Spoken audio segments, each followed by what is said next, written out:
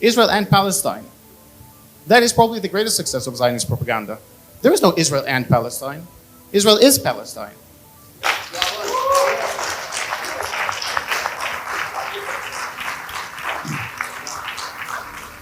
The river is Palestine, the sea is Palestine, and Akka is Palestine, and Haifa is Palestine, and Jaffa is Palestine, and Ramla is Palestine.